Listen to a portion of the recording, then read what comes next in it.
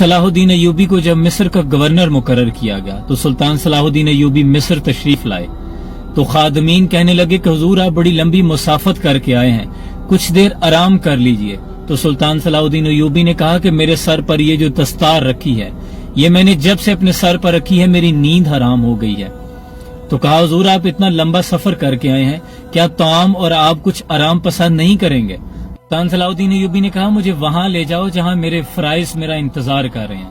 اور جب سلطان صلاح الدین ایوبی چلنے لگے تو نوجوان حسین خوبرو لڑکیاں ہاتھوں میں پھولوں کی پتیاں لیے آپ کے استقبال کے لیے کھڑی تھی، اور جب آپ پر پھولوں کی پتیاں برسانے لگے تو سلطان صلاح الدین ایوبی نے اپنے قدم روک لیے، کہنے لگے سلطان صلاح الدین ایوبی یہاں پھول مسلنے نہیں آیا، سلطان صلاح الدین ایوبی یہاں کچھ فیصلے کرنے آیا ہے۔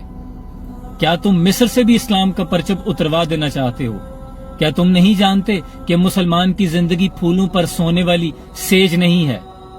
ہمارے ذمے کچھ فرائض ہیں، آپ کی آنکھوں میں شعلے بھڑکے، اٹھا لو میرے راستے سے یہ پھولوں کی پتیاں، اگر میں نے ان پر ایک بھی قدم رکھا تو میری روح اندر سے کانٹوں سے چھلنی ہو جائے گی۔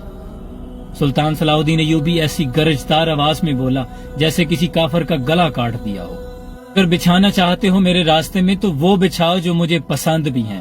تو خادم بولے جی حضور کا حکم ہو۔ تو کہنے لگے سلیبیوں کی لاشیں بچھاؤ۔ آپ کو پتا ہے کہ سلیبی ہماری مسلمان سلطنت کو چوہوں کی طرح کھا رہے ہیں، اور اس کی وجہ یہ ہے کہ مسلمانوں نے پھولوں کی سیج پر سونا شروع کر دیا ہے۔ کیا تم یہ چاہتے ہو کہ مصر سے بھی اسلام کا پرچم اتر جائے، جبکہ میری نظریں تو فلسطین پر لگی ہوئی ہیں؟ اور اب ہٹا لو ان لڑکیوں کو میرے راستے سے، کہیں ایسا نہ ہو کہ سلطان صلاح الدین ایوبی کی تلوار ان خوبصورت حسین بالوں میں الجھ کر بیکار ہو جائے۔ اور سلطان صلاح الدین ایوبی آپ جانتے ہیں 2 دفعہ روئے تھے، اللہ ایسی تلوار کیوں نہیں بنائی جو سلطان صلاح الدین ایوبی کے اندر سے گزرتی اور مجھے شہادت نصیب ہوتی، اور دوسرا یہ کہ میں ساری زندگی اللہ تیرا گھر نہیں دیکھ سکا۔